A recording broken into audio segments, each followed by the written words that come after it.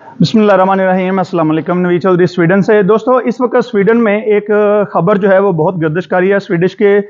Sweden के TV channel हैं, खबरें हैं, उन पे भी ये चल रही है, लेकिन एक और यानी कि उस पे भी गलत चीज़ें चल रही हैं। और कुछ पाकिस्तानी चैनल जिनके मैं नाम आप स्क्रीनशॉट में देख सकते हैं कि उन्होंने किस तरीके से नीचे लिख के शेयर किया है कि माँ बाप की लड़ाई की वजह से 3 साल बच्ची के डिपोर्ट होने का खतरा। तो मैं आपको बताना चाहता हूँ कि ये खबर जो है, जो स्वीडन के सोशल मीडिया पे, टीवी पे और अखबारों में है, उसको तोड़ मोड़ के गलत तरीके से पेश किया जा रहा है और वालिदैन को भी बदनाम करने की कोशिश की जा रही है, हालांकि इसमें कोई सच नहीं है। मैं आपको बताता हूँ, मैं जो है उनका नाम मलक इफ्तिखार साहब है, मैं उनको जानता हूँ पर्सनली।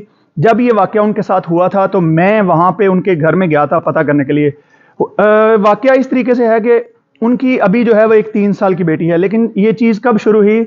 उनकी बेटी उस वक्त तकरीबन जो है वो 11 माह की थी जब वो बीमार हुई। आपको पता है कि बच्चे जब पैदा होते हैं तो उनके सर में यहाँ पे एक छोटा सा होल होता है, वो वक्त के साथ साथ बाद में हड्डियाँ जोड़ के वो कंप्लीट हो जाता है। तो उनकी बेटी बीमार हुई तो जनाब उसका जो है वो ये सर पे जो तालू होता है ये फूल गया। तो वो वालिदैन बहुत परेशान हुए और वो उस बच्ची को लेके हस्पताल में गए। हस्पताल में वो बच्ची के साथ 7 दिन रहे। तो उन्होंने हस्पताल से जब घर भेज दिया तो फिर जो दोबारा वो बच्ची को चेकअप कराने के लिए वो लेके गए। यहाँ पे एक वार्ड सेंट्रल होती है, उसको बीवीसी कहते हैं, बॉर्न वार्ड सेंट्रल, यानी कि बच्चों का जो स्पेशल छोटा हस्पताल होता है जिसमें चेकअप बच्चों का होता है। तो वहाँ पे वो जब लेके गए तो उन्होंने जाके सोशल सर्विस को, जो बॉर्न वार्ड सेंट्रल है, उन्होंने सोशल सर्विस को ये कहा कि बच्ची की जो केयर है वो घर में ठीक नहीं हो रही। तो सोशल सर्विस जो है वो उनके घर में आ गई। उन्होंने वो बच्ची उनसे इस वादे पे ले ली, उन्होंने कहा जी ये बच्ची, क्योंकि आप वालिदैन जो है वो पाकिस्तान से नए आए हैं और आपको मेडिकल का भी नहीं पता, वो लोग पढ़े लिखे भी नहीं थे, यानी कि उनकी तालीम बिल्कुल नहीं थी, तो उनको यहाँ के सिस्टम का भी नहीं पता था। तो उन्होंने उनकी बच्ची इस वादे पे ले ली कि जी इस बच्ची को हम अपने पास रखते हैं और जब ये ठीक होगी तो हम आपको दे देंगे। तो वालिदैन वो बड़े रोए, परेशान हुए। मैं उस वक्त वहाँ पे मौजूद था जब उनको खाता है, वो अदालत में भी गए, उन्होंने अदालत में ये किया कि हमें बच्ची हमारी वापस की जाए, लेकिन वहाँ भी उनसे यही वादा किया गया कि आपको बच्ची वापस कर दी जाएगी, जैसे बच्ची ठीक होगी आप ये पेपर साइन कर दें तो आपको बच्ची बाद में दे दी जाएगी। उसके बाद सोशल ने वालिदैन के साथ कुछ और चीज़ बोली। उन्होंने आगे बच्ची जो है वो फास्टर मदर को, तेरेसा नामी एक स्वीडिश औरत है, उसको दे दी।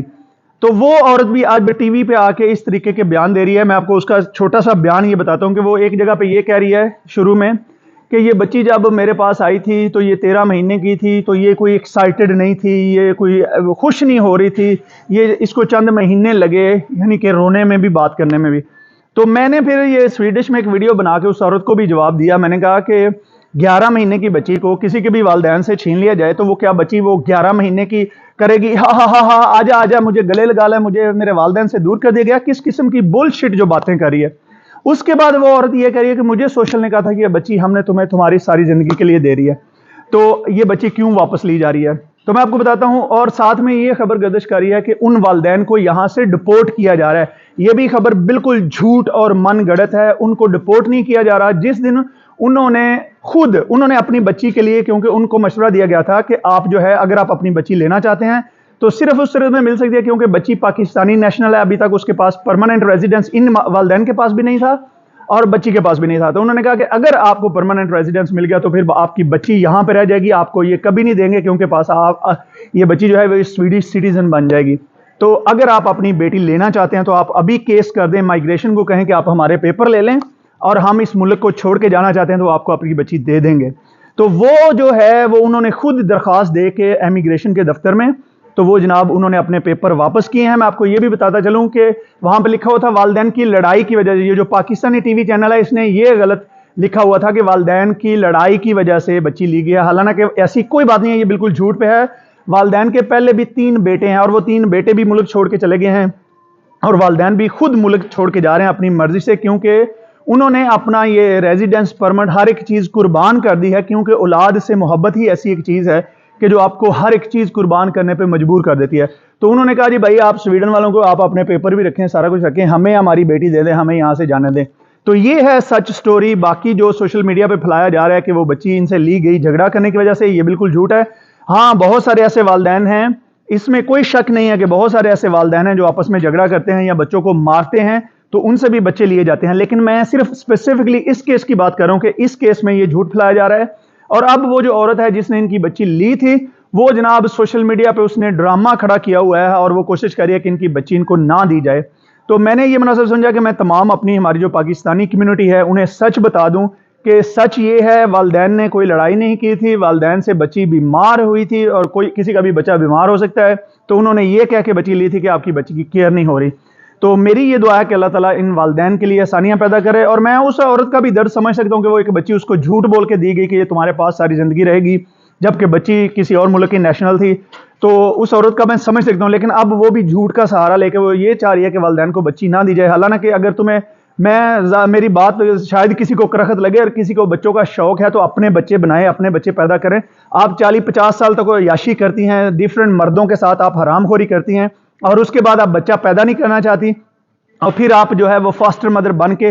کیونکہ میں آپ کو ایک اور بھی بات بتا دوں کہ سویڈن میں جن کو بچے دیے جاتے ہیں ان کو ماہانہ 17-18 ہزار سے لے کے 30,000 کروڑ مہینہ تک پیسے بھی دیے جاتے ہیں. تو والدین جو ہے انہوں نے تو بچی محبت میں لی ہے نا. اب اس عورت کے پیسے بھی جا رہے ہیں, میں یہ نہیں کہہ رہا کہ وہ صرف پیسوں کے لیے کر رہی ہے, لیکن پیسے ملتے ہیں. ہو سکتا ہے اس کو وہ بچی سے انس ہو, یہاں پہ تو بندہ کتا یا بلی پال لے چند دن کے لیے تو اس سے محبت ہو جاتی ہے.